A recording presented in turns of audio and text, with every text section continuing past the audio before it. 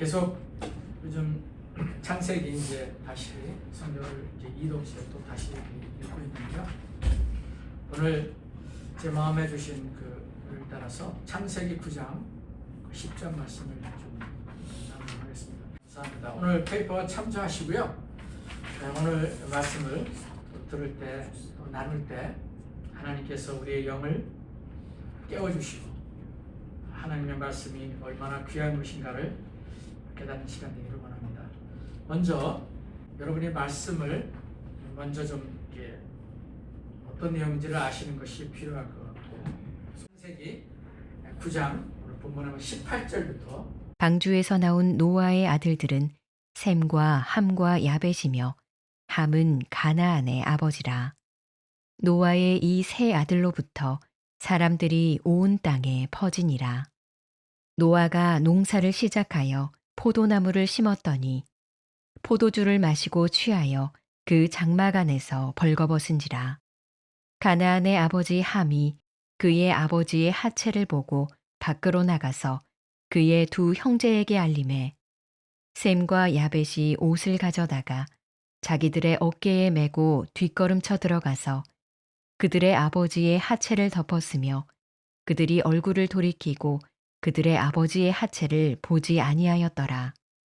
노아가 술이 깨어 그의 작은 아들이 자기에게 행한 일을 알고 이에 이르되 가나안은 저주를 받아 그의 형제의 종들의 종이 되기를 원하노라 하고 또 이르되 셈의 하나님 여호와를 찬송하리로다.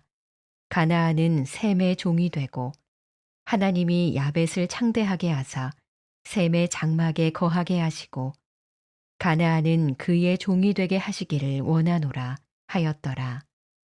홍수 후에 노아가 350년을 살았고 그의 나이가 950세가 되어 죽었더라. 창세기 10장. 노아의 아들 셈과 함과 야벳의 족보는 이러하니라. 홍수 후에 그들이 아들들을 낳았으니 야벳의 아들은 고멜과 마곡과 마대와 야완과 두발과 메색과 디라스요. 고멜의 아들은 아스그나스와 리밧과 도갈마요. 야완의 아들은 엘리사와 달시스와 깃딤과 도다님이라. 이들로부터 여러 나라 백성으로 나뉘어서 각기 언어와 종족과 나라대로 바닷가의 땅에 머물렀더라. 함의 아들은 구스와 미스라임과 붓과 가나안이요. 구스의 아들은 스바와 하윌라와 삽다와 라아마와 삽드가요. 라아마의 아들은 스바와 드단이며 구스가 또 니무롯을 낳았으니 그는 세상의 첫 용사라. 그가 여호와 앞에서 용감한 사냥꾼이 되었으므로 속담에 이르기를 아무는 여호와 앞에 니무롯같이 용감한 사냥꾼이로다 하더라. 그의 나라는 시날 땅의 바벨과 에렉과 아갓과 갈레에서 시작되었으며 그가 그 땅에서 아수르로 나아가 니느웨와 르호보딜과 갈라와 및 니느웨와 갈라 사이에 레센을 건설하였으니 이는 큰 성읍이라. 미스라임은 루딤과 아나밈과 르하빔과 납두힘과 바두루심과 가슬루힘과 갑도림을 낳았더라. 가슬루힘에게서 블레셋이 나왔더라. 가나안은 장자 시돈과 헷을 낳고 또 여부스 족속과 아모리 족속과 기르가스 족속과 히위 족속과 알가 족속과 신 족속과 아르와 족속과 스말 족속과 하맛 족속을 낳았더니 이후로 가나안 자손의 족속이 흩어져 나아갔더라. 가나안의 경계는 시돈에서부터 그라를 지나 가사까지와 소돔과 고모라와 아드마와 스보임을 지나 라사까지였더라. 이들은 함의 자손이라 각기 족속과 언어와 지방과 나라대로였더라. 셈은 에벨 오은 자손의 조상이요 야벳의 형이라.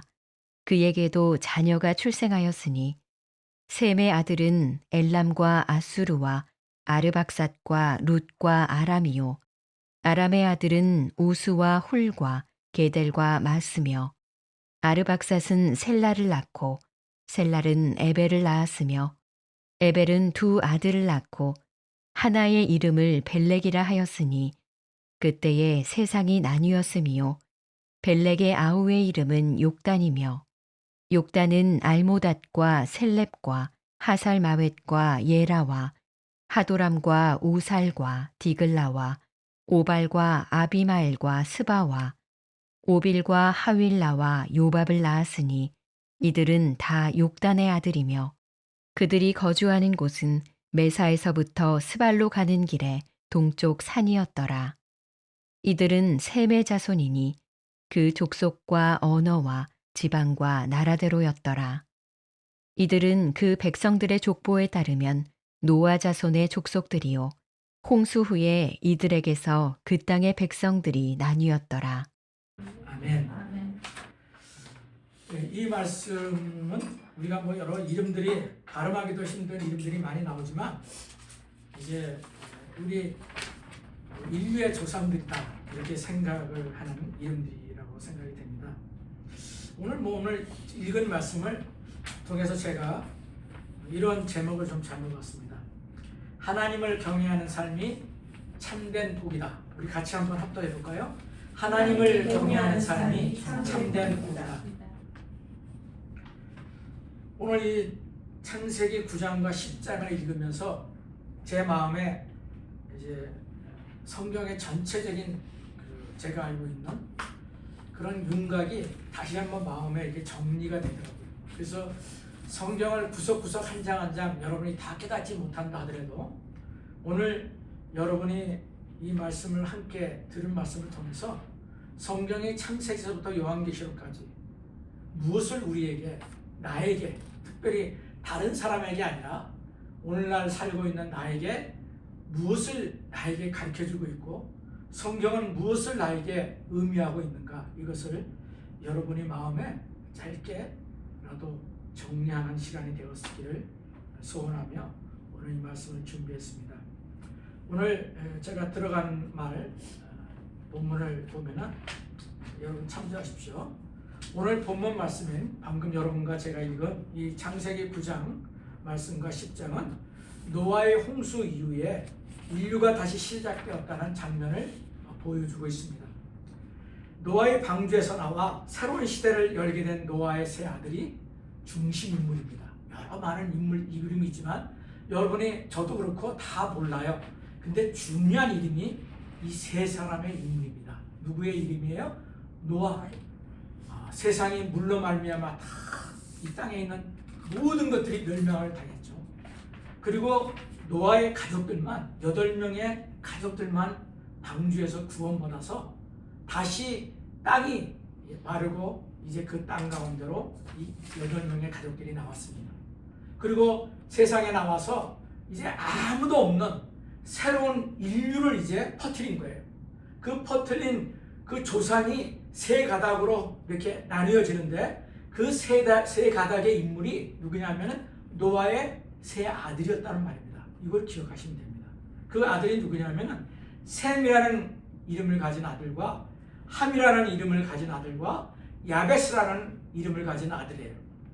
여기 여러분 뒷장에 보면은 두 번째 장에 보면은 이 셈과 1번, 2번, 3번을 한번 보세요.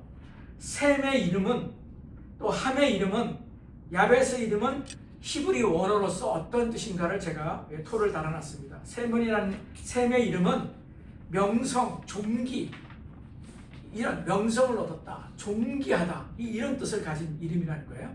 여러분이 그냥 들어두세요. 그리고 두 번째 함이라는 아들의 이름은 뜨겁다, 덥다.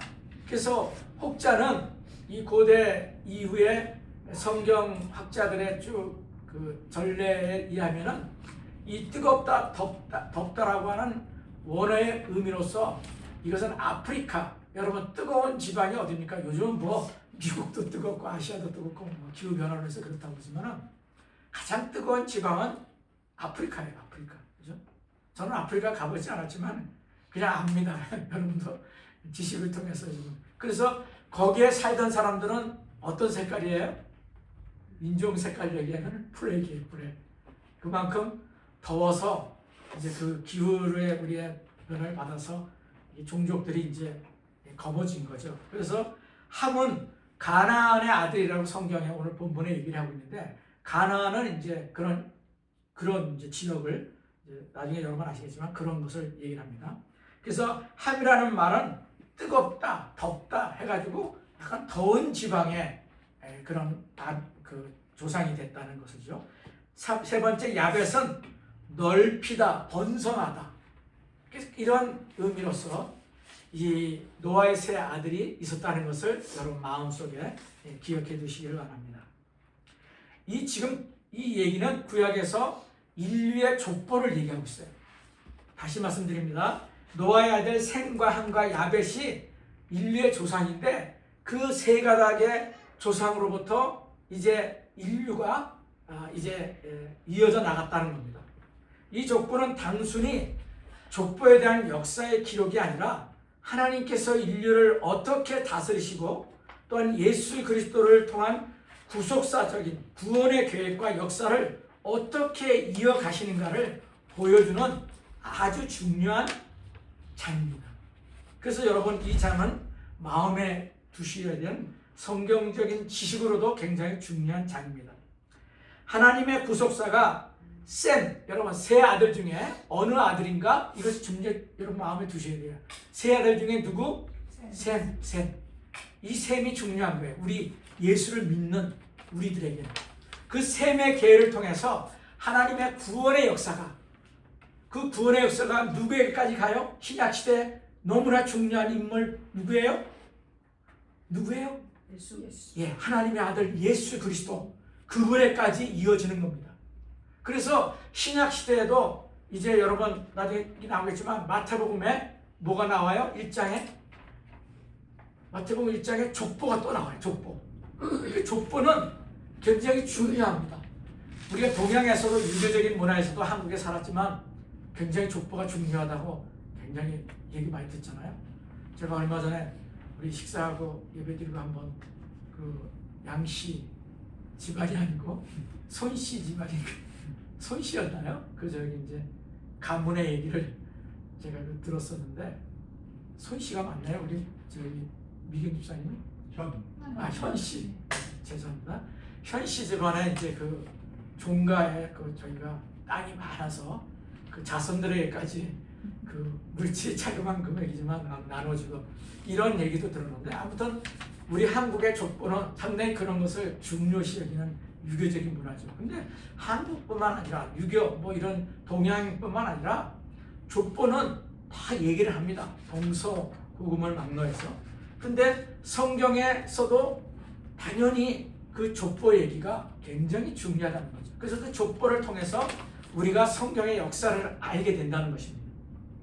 인간의 눈에는 과학 문명이 발전하고, 지금 뭐 어떻게 그 AI까지 뭐 상상을 초월할 줄로 이제 과학망이 발달했다고 막 사람들이 지금 온 세상이 난리고, 그걸 모르면은 뭐 미래를 모른다 뭐 이런 식으로 얘기까지 하고, 지금 멸망의 그 마지막의 시대로 가고 있다 뭐 이렇게 얘기를 하고 있는 이 과학 문명의, 첨단의 과학 문명이 지금 우리가 살고 있는 시대죠.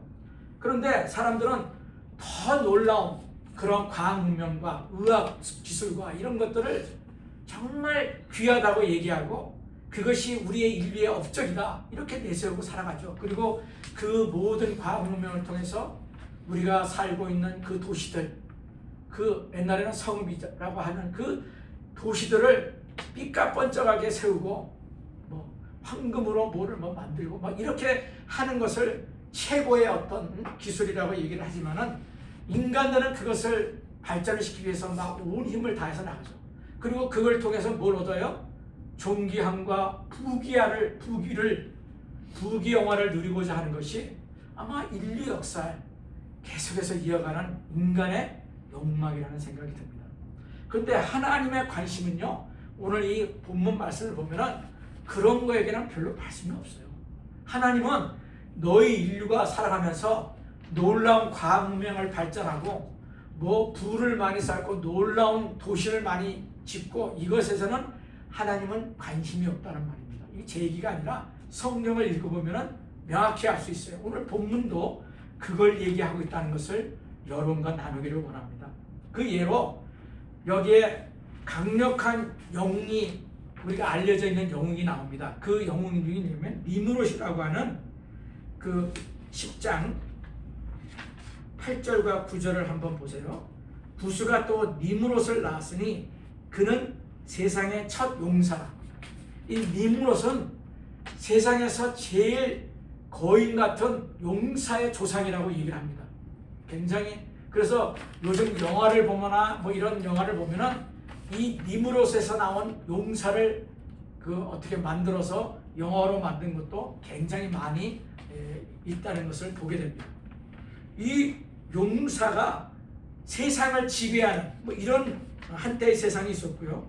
그래서 9절에 보면은 그가 여호와 앞에서 용감한 사냥꾼이 되었으므로 속담에 이르기를 아문은 여호와 앞에 능력같이 용감한 사냥꾼이로다 하였더라. 그리고 10절에 보면 그의 나라는 신할 땅의 바벨과 에렉과 아깃과 갈렛에서 시작되었으며 거기에 이제 또 우리가 제국이라고 하는 아수르의 시작과 뭐 바벨론 이런 것들이 바로 이들의 조상이라는 것을 얘기합니다.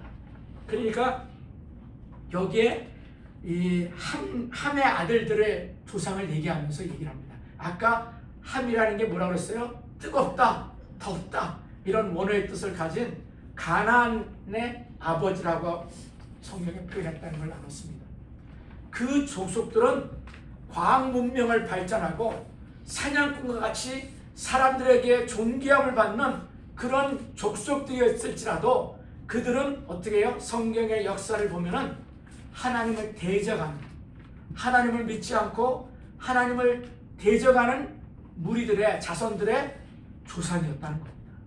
이 함은 그러한 조상이었다는 것을 여러분이 기억되시기를 원해요. 그래서 세상의 많은 거대한 제국들은 뭐예요? 대부분이 이 함의 자손들이. 아까 말씀드렸잖아요. 아수르 제국, 바벨론 제국, 그 다음에 메데 바사, 그 다음에 알렉산더 제국으로부터 그리스 이런 제국의 역사들이 세계 역사죠. 그런 많은 족속들이 거의가 이 함에서부터 나왔다는 걸 봅니다. 그런데 이제 여기서 성경에서 셈과 함과 야벳의 세 사람의 형과 아우의 관계가 이렇게 아무래도 있겠죠. 형제니까 노아로부터 나타난 적이니까. 그래서 셈은 성경에서 보면서 가장 큰 형이 이 야벳이라고 성경은 얘기하고 있어요. 근데 여기 성경에 보면은 이 셈의 야벳의 형이 셈이라고 하는데 이 번역이 잘못됐다고 얘기를 하는 것을 오래전에 제가 들었어요. 근데 그것이 뭐 그렇게 중요하지는 않은데 어떤 분은 이 야벳이 큰형이고 셈이 둘째고 함이 막내다 이렇게 얘기를 해요. 근데 그게 중요한 건 아니죠. 근데 첫째, 둘째가 그 다음에 둘째가 첫째가 되고는 그런 것이 바뀌었을지라도 중요한 것은 함이라고 하는 세 번째 막내 족속이 과학 문명과 세상의 용사라고 하는 그런 족속으로서의 그 선배 또 그 조상이 됐다고 하는 것을 여러분이 좀 마음에 두기를 원하고요. 성경에 지금 노아가 예언한 바로는 야벳은 어떠한 인물인가를 좀 이렇게 궁금해가지고 이렇게 생각했던 것이 있었었는데 야벳은 이 노아가 놀라운 얘기를 하는 것은 9장 27절에 이렇게 얘기합니다. 야벳에 대한 예언을 선포하는 겁니다. 하나님이 야벳을 창대하게 하사 셈의 장막에 거하게 하시고 라는 말을 통해서 이 성경의 풀이를 어떻게 이해하고 있냐면은 셈과 함께 열방의 복음을 확장시키는 그런 족속으로서 하나님께서 야벳을 축복하셨다. 이렇게 성경은 얘기를 하고 있습니다. 그래서 다시 말하면은 셈과 야벳은 그래도 믿음의 계열 속에서 같이 가고 있다는 얘기예요. 그러나 함이라고 하는 막내 그 족속들은 어떻게 하냐면은 하나님을 멀리하면서 하나님을 떠났던 그리고 하나님을 대적한 과학 문명을 발전시키고 세상에 사람들이 좋아하는 그런 일들을 했지만 그것은 하나님과는 관계없는 일들을 하는 족속이었다. 이걸 우리 마음속에 두어야 된다는 것입니다. 니므롯은 세상의 첫 용사라 기록되며 바벨 탑 사건의 배경이 되는 자손들을 이끌어갑니다. 이게 성경의 이 얘기입니다. 인간적으로 보면은 찬란한 문명을 이뤘지만 하나님의 관점에서는 하나님을 떠난 무의미한 인생의 조상들이었다는 것입니다. 이 족보를 통해 성경은 중요한 사실을 저와 여러분에게 알려줍니다. 그것은 바로 누가 하나님을 경외하며 그분의 창조 목적대로 하나님과 동행하며 살아가는 사람들이냐, 이것을 우리에게 알려주시고 그것을 메시지로 이 족보의 얘기를 통해서 우리에게 주시기를 원하신다는 것입니다. 이것이 오늘 9장과 10장에서 우리가 받아야 되는 키 메시지라는 것입니다. 인생의 본질적인 가치는 과학 문명을 발전하고 또한 유명한 사람이 되고 부를 취하고 그래서 사상 사람들에게는 눈에 이렇게 띄고 그것이 인플루언서로 영향력을 주는 사람이 되는 것을 우리가 소원하며 살아가는 것이 이 세상의 가치관이지만 하나님이 보시는 가치관에서는 그것은 전혀 무의미하다는 것입니다. 이것은 굉장히 중요한 인생의 가치관이라는 생각이 들어요. 그래서 저는 이 9장과 10장을 이번에 다시 읽으면서요, 그것을 명확하게 다시금 좀 마음속에 와닿더라고요. 내가 지금 추구하며 나의 남은 인생을 걸어가는 것이 하나님이 우리에게 원하시는, 나에게 원하시는 길이라는 것을 다시금 정리하는 그런 시간이 되었습니다. 저는 저뿐만 아니라 여러분도 하나님 앞에서 그런 마음을 가지고 앞으로 내 인생을 10년, 20년, 50년 남은 시간들을 그렇게 살아가셔서 하나님의 마음에 두신 그 인생을 살아가시는 그런 저와 여러분이 되기를 간절히 축복합니다. 오늘 여러분 말씀을 한번 보십시오. 노아의 세 아들로부터 명확하게 인류 세계가 정리가 됩니다. 셈은 히브리 민족의 조상이며 아브라함으로 이어지는 믿음의 계보가 됩니다. 아까 말씀드렸죠. 그래서 신약의 예수 그리스도까지 그 부속사의 역사를 이어가는 믿음의 계보가 된다는 거죠. 성경은 그 후손을 특별히 기록하여 구속사의 방향이 어디로 흘러가는지를 선명하게 보여줍니다. 단순히 이름의 나열 같지만 이것이 바로 하나님께서 택하신 백성을 통해 메시아의 되신 그리스도를 이 땅에 보내실 준비라는 점에서 이 족보는 너무나도 우리에게 주는 중요한 메시지라는 것을 이미 말씀드렸습니다. 두 번째, 함은 가나안의 아버지로 불리며 그의 후손은 주로 가나안 땅과 애굽, 바벨론과 같은 강대한 문명을 일으킨 민족들입니다. 그러나 동시에 그들은 하나님을 떠나 우상 숭배와 교만으로 역사 속에서 하나님의 심판을 받는 길을 걸었습니다. 그리고 지금도 걷고 있습니다. 문명은 화려했지만 하나님을 경외하는 그 부재는 결국 멸망으로 가는 길이라는 것입니다.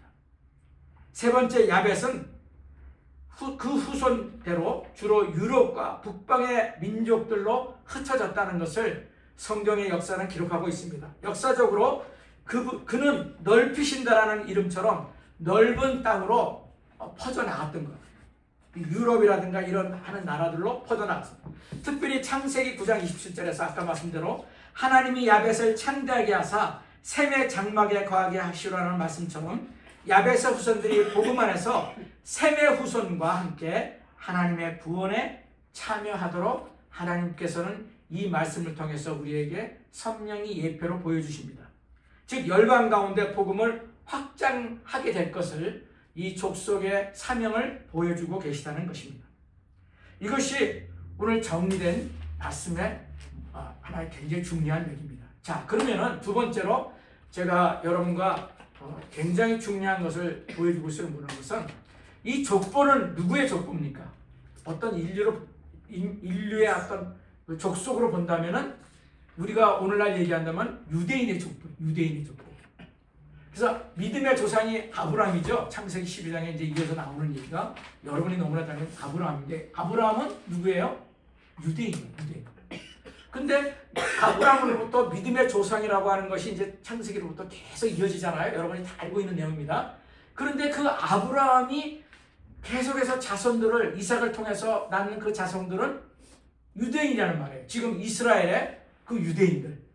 그러면 그 유대인들만 하나님의 그 언약 백성으로서 그러면 하나님이 구속사의 그 계획 가운데 구원받은 사람들이냐?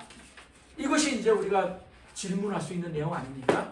그래서 그것을 가지고 우리는 많은 이단들이 형성이 되고 앞으로 계속 계시록에서도 유대인들이 중심이 돼서 구원받은 것이지 뭐 이런 얘기들도 굉장히 많이 해서 사람들을 미혹하는 길로 걸어가는 것이 많이 있습니다. 그러나 우리가 알다시피 예수 그리스도를 믿는 이 신약 시대에서는 그 구원의 역사가 그리스도로 말미암아 이방인들에게까지 유대인이 아닌 다른 족속들 우리 같은 이방인들에게까지 그 구원의 역사가 도래했다. 그리고 그 구원이 임했다고 하는 것을 성경은 보여주고 있습니다.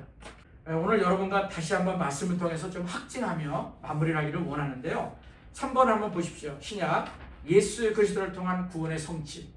예수 그리스도는 그래서 너무나도 우리 이방인들에게 중요한 일입니다.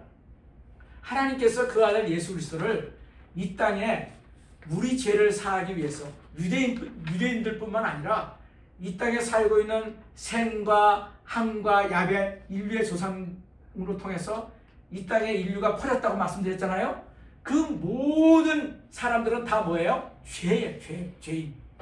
죄로 말미암아 하나님 앞에서는 지옥으로 갈 수밖에 없는 그런 죄인인데 하나님이 그 인류의 조상들을 통해서 내려온 모든 족속들에게 하나님의 구원의 길을 베풀어 주셨다는 거예요. 그 구원의 길이 누구를 통해서? 예수 그리스도를 이 땅에 보냄을 통해서.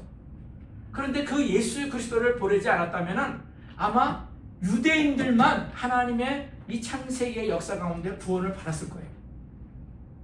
그런데 하나님은 예수 그리스도를 구약시대에서부터 하나님의 구속사라고 하는 그 언어가 구원의 길, 구원의 그 계획 속에서 하나님이 예수 그리스도를 준비해 놓으셨다는 거예요. 그 예언의 성취가 신약시대 2000년 전에 이루어진 거죠.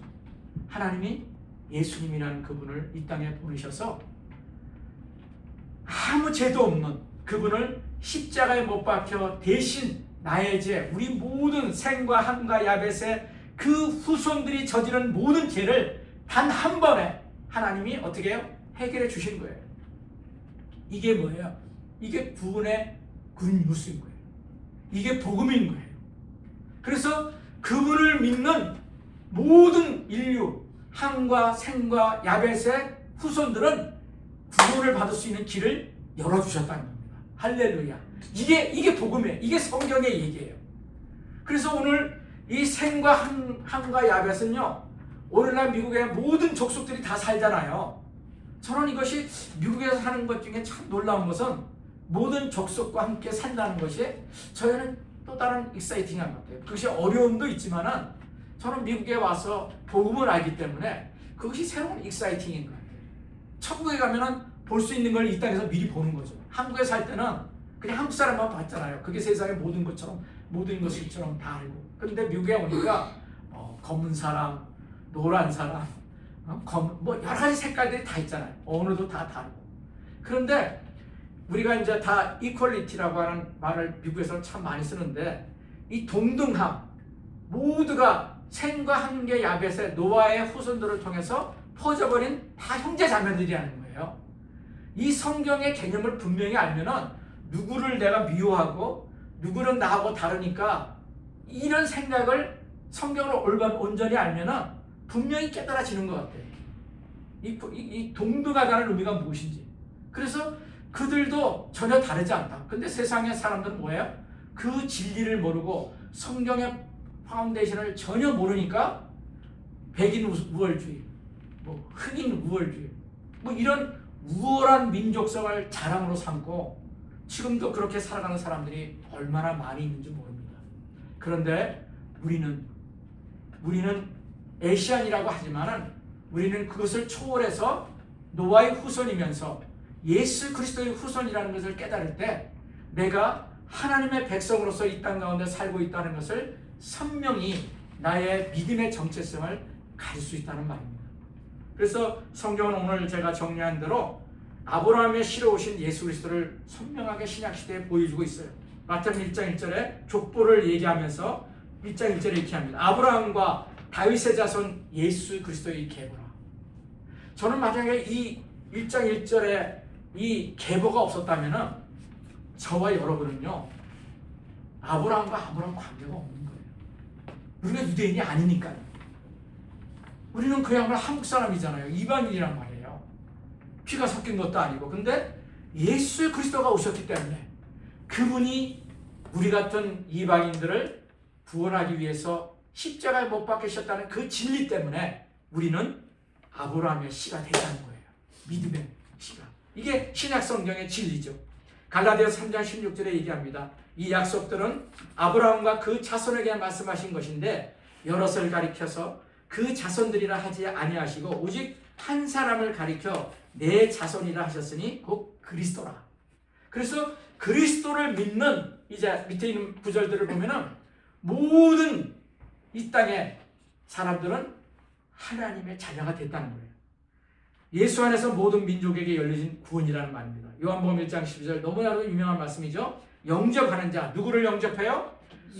아브라함과 다윗의 자손 예수 그리스도 그분을 영접하는 자, 곧 그 이름을 믿는 자들에게는 하나님의 자녀가 되는 권세가 됐다는 거예요. 할렐루야. 제가 처음 예수를 믿을 때 이 말씀 때문에 제가 구원의 확신을 갖게 됐어요. 왜? 내 마음속에 예수님이 나의 죄를 대신하여 죽으셨다. 내가 그분을 나의 구주로 영접하면서 이제는 내가 새 사람이 되었다. 내가 그분을 나의 구주로 모시고 살아가는 것은 내 인생을 새롭게 열리는 것이다. 이것을 깨달았던 거죠. 그리고 매일 그분과 말씀을 보면서 동행하고 그분의 이름을 부르며 의지하고 이런 삶을 지금 여러분과 제가 살아가는 것처럼 살게 되었던 것이 구원의 길로 들어갔던 것이었던 것입니다. 요한복음 3장 16절 여러분이 잘 알고 있는 말씀이죠. 같이 한번 크게 낭독해 볼까요? 하나님이 세상을 이처럼 사랑하사 독생자를 주셨으니 이는 그를 믿는 자마다 멸망치 않고 영생을 얻게 하려 하시니라. 사도행전 13장 4절 47절 같이 낭독합니다. 주께서 우리에게 명령하시되 내가 너를 이방의 빛으로 삼아 너로 땅끝까지 구원하게 하리라 하셨느니라. 사도 바울이 쓴 이 구절을 통해서도 바울이 너는 유대인이지만 나는 유대인만 구원하기 위해서 오신 창조한 이 창조주 하나님이 아니다. 나는 너에게 사명을 주노니 너는 이방인들의 사도가 되어서 이방인들에게 예수 그리스도를 통한 구원의 복음을 증거하라. 이렇게 해서 오늘날 이 사도 바울이 받은 그 하나님의 언약과 사명으로 말미암아 2000년 후에 오늘까지도 살고 있는 우리에게도 주님으로 말미암는 그 복음이 임하게 됐다는 것입니다. 세 번째, 유대인과 이방인이 하나 되는 복음. 이제는 성경은 그러면 따로따로냐? 이방인은 뭐 예수 그리스도를 안 믿고 저주받은 민족, 그들은 교회가 아니다. 이런 이제 한번 제가 말씀을 몇 달 전에 전했을 거예요. 근데 성경은 복음을 그대로 믿는 저와 같은 침례교단과 같은 이런 세대주의 속에서 하나님의 복음을 믿는 사람들은 유대인은 유대인대로 하나님의 계획 가운데 분명히 있다는 것을 믿는다는 거죠. 하나님은 유대인을 절대로 버리지 않으셨다는 겁니다.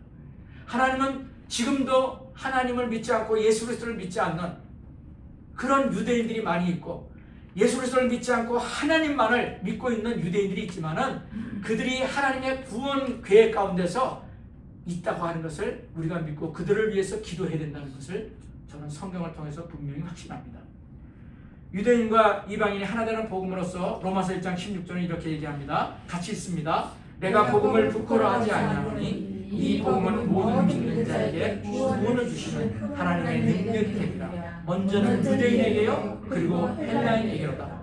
하나님은 유대인을 선민으로서 먼저 택하셨어요. 그래서 첫 번째가 이 말씀이에요. 먼저는 유대인에게 구원이 있다는 거예요.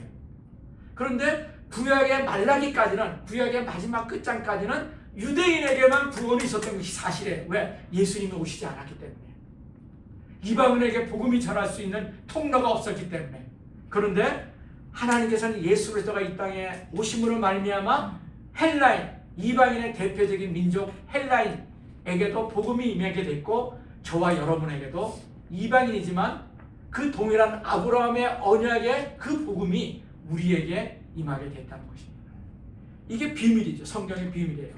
자, 에베소 2장 13절 14절 마지막 구절입니다. 같이 읽습니다. 이제는 전에 멀리 있던 너희가 그리스도 예수 안에서 그리스도의 피로 가까워졌느니라. 그는 우리의 화평이시니라. 둘로 하나님을 만사 원수된 것 곧 중간에 막힌 담을 자기 육체로 하시고. 아멘.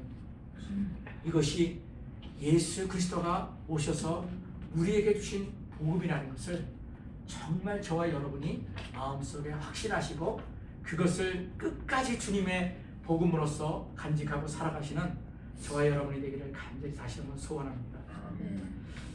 말씀을 맺습니다. 오늘 우리에게 주는 이 족보의 여러분 구약의 족보의 얘기입니다. 신약의 마태복음 1장도 족보의 얘기라고 말씀드렸어요. 그 족보의 얘기는 완전히 다른 족보입니다. 첫째, 이 오늘 본문의 창세기 9장과 10장에서의 족보는 유대인들을 위한 족보의 얘기라고 생각할 수 있어요. 그러나 마태복음 1장에서의 족보는 예수 그리스도가 오심으로 말미암아 이방인들을 위한 족보라고 저는 선언하는 거예요. 이방인들, 바로 저와 여러분들을 위한 족보. 그래서 이방인들에게 복음이 임하게 됐다는 거죠. 구원이 임하게 됐다는 것이죠. 이걸 통해서 우리에게 주시는 교훈은요, 우리가 이방인이지만 이제 예수 그리스도로 말미암는 그 복을 구원을 너희들은 계속해서 그 계보를 이어가라는 거예요. 이것이 우리의 사명이에요. 지금 우리가 이 시대에 이 땅에 살고 있는 그 사명은 그 계보, 구원의 계보를 첫째는 누구예요? 내 자녀손들에게, 내 가족들에게, 그리고 내 병원에 같이 근무하는 하나님을 모르는 사람들에게 기도를 통해서 복음을 전하는 기회를 통해서 그들에게 누구를요? 이방인에게 복음을 주내신 그 복음의 주역이신 예수 그리스도를 이 복음을 나누라는 것. 이것이 우리에게 이 땅에 살면서 주신 하나님의 사명이라는 것. 그래서 내 자녀들을 위해서 여러분이 복음을 전하는 것은 그 어떤 것보다도 중요한 거예요. 그래서 말을 모르는 우리 에델린 같은 그런 자녀들에게도 여러분 계속해서 기도를 해주고 복음을 전해주고 그 영이 그것을 받아들일 수 있다는 것을 믿으시고 여러분이 기도해 주셔야 돼요. 당연히 우리 김 목사님과 사모님 같은 그 손녀딸 셋, 여러분 이제는 말귀가 다 알아들어서 그동안의 기도와 그런 걸 통해서 이제는 알아듣는 나이가 됐죠. 그러나 거기에 머물러서는 안 된다는 것을 우리는 복음을 통해서 압니다. 그들이 세상에서 살아가면서 우리가 이 땅을 먼저 떠나는 가운데서 그들은 홀로 남아서 세상과 싸워야 돼요. 아까 말씀드린 함내 족속, 하나님을 떠난 족속들과 싸워야 되는 그런 세상 가운데서 살아간다는 것이죠. 그런데 만약에 그런 우리의 이런 하나님의 말씀에 대한 언약의 사명을 우리가 깨닫지 못한다면 우리는 그냥 세상에서 함의 족속들이 세상의 영광을 구하며 살아갔던 것처럼 세상에서 번쩍하는 과학 문명의 기술을 발전하고 영예를 얻고 부를 얻기 위한 것에 쫓아가는 거예요. 함의 족속들이 그렇게만 살았다고 그랬잖아요. 하나님과의 관계는 없이. 좋은 대학교 가고 우리가 교회를 다니면서도 좋은 대학교 가서 좋은 직장 들어가서 연봉 많이 받아서 세상에서 번쩍거리는 삶을 살아가면서 좋은 차를 굴리고 좋은 집을 정말 짓는 자녀가 되었으면 다 기도합니다. 다 기도합니다. 근데 그것을 구하고 그것만을 자녀손들을 위해서 여러분이 축복한다면 함의 자손이 되는 거예요. 이게 중요한 원리입니다. 함은 누구라고요, 여러분? 과학 문명과 세상의 모든 찬란한 문명을 만든 지금도 그 길을 가고 있는 사람들의 후손이라고 그랬잖아요. 그들은 세상을 추구하면서 하나님을 떠난 사람들이에요. 하나님이 없다고 하는 사람들이에요. 여러분 과학자들이나 맨날 누굽니까? 그 장애인이면서도 머리가 기가 막히게 들었던 스티븐 호킹인가요? 이런 사람들은 죽으면서까지도 신은 없다고 얘기까지 했던 이런 사람들이 지금 세상에 깔려 있어요. 이 미국에 너무나 많이 깔려 있어요. 그런데 우리 자녀손들에게 그것만을 기도하고 그것만을 우리가 축복한다면은 여러분 함의 자손이 된다니까요. 우리의 사명은 하나님이 우리에게 원하시는 이 오늘 메시지를 통해서 주시는 것은 너희들은 그러지 말라. 너희들은 그러지 말라. 너희들은 비록 너희 자손이 좋은 대학교 못 가고 비록 부를 누리지를 못할지라도 사람들에게 이름도 없고 그냥 적당히 살아가는 모습처럼 어떻게 저렇게 살아가. 그런데 그가 하나님을 경외해. 여러분 보세요. 저는 여러 번 읽었어요. 이 10장 이 21절에 셈에 대한 내용을 보면요, 몇 구절 되지 않아요. 오히려 이 야벳과 셈의 구절들은 작은데 이 함의 자손들의 이름의 내용들은요, 족보의 내용들은 6절부터 20절까지 구절들이 많은 사람들이 나오더라고요. 근데 20절까지 셈의 자손들의 얘기를 보면요, 뭐 그렇게 용사도 없고 과학 문명을 발달했다는 사람도 없고 뭐 자랑할 만한 게 하나님 없어요. 그냥 여러분 나중에 읽어보세요. 그냥 낳고 뭐 이런. 그래서 우리가 우리의 자손들을 여러분 정말 분명히 아셔야 돼요. 비록 내가 보기에도 우리 자녀가 좀 별로인 것 같아. 살아가는 삶이 비전도. 그런데 하나님을 열심히 믿어. 하나님을 너무나 사랑해. 예수님을 믿고 의지하고 하는 삶이 너무나 가는 것이 어떨 때는 좀 세상에서 좀 빛난 삶을 살아야 될 텐데 저렇게 예수님만 믿으면 되겠어? 이런 생각이 든다 할지라도 너무나 귀한 것이라는 것을 여러분이 알아야 된다는 거예요. 비록 세상에는 이름을 남기지 못하고 영예를 얻지 못한다 하더라도 하나님을 경외하는 삶을 살고 있다면 하나님이 기뻐하신다는 거예요. 이게 오늘 마지막 메시지입니다. 이 가치관을, 하나님을 향한 메시지를 내가 소유하고 있다면 여러분은 귀한 하나님의 자녀들이에요. 하나님이 기뻐하시는 사람들이란 말이에요.